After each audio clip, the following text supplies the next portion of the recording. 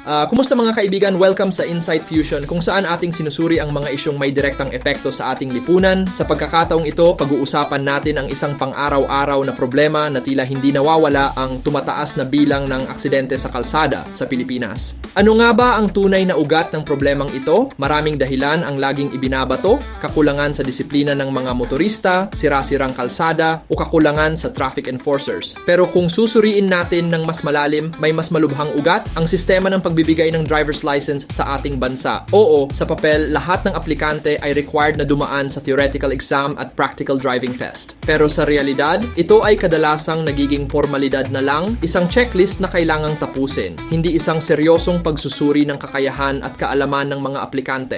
Marami ang nakakalusot sa proseso, hindi dahil sila'y kwalipikado, kundi dahil may mga fixers pa rin sa loob at paligid ng mga ahensya.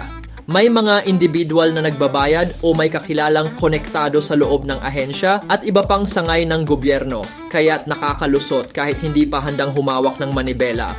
Bunga nito, may mga driver na may lisensya pero hindi sapat ang kaalaman sa road safety. Hindi marunong gumamit ng signal light, hindi pamilyar sa mga road signs o road markings, hindi marunong gumamit ng side mirrors, at higit sa lahat, kulang sa respeto sa mga kapwa motorista. Pero hindi lang sa fixing nag-uugat ang problema.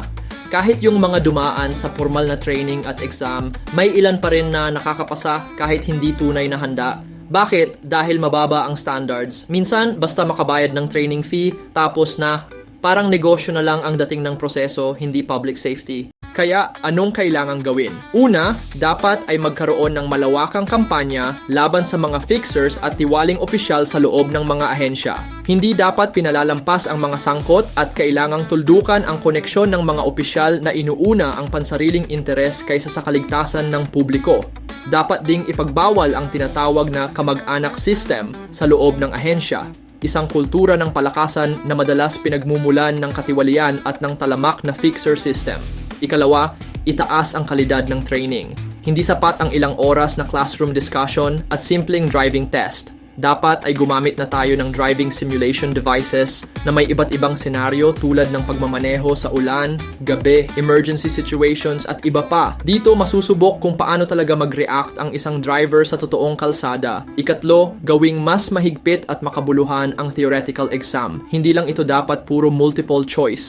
Dapat ay scenario-based questions na sumusubok sa tamang desisyon, kaalaman sa road signs at kaalaman sa mga batas trapiko. Ikaapat, dapat seryosohin ang medical at psychological screening, ang eye test, drug test, at dapat merong neuropsychiatric exam at hindi dapat basta-basta na lang. Dito natin malalaman kung ang aplikante ay mentally at physically fit para magmaneho. Mga kababayan, ang kalsada ay hindi dapat lugar ng disgrasya. Ito'y daan patungo sa tahanan, sa trabaho, at sa mga mahal natin sa buhay. Pero habang pinapayagan nating makalusot ang mga driver na hindi handa or competent magmaneho, tayo-tayo rin ang nalalagay sa panganib. Panahon na para ipatupad ng seryoso ang reforma sa sistema ng pagbibigay ng lisensya. Hindi ito laban lang ng gobyerno, ito ay laban ng bawat isa sa atin para sa mas ligtas na kalsada.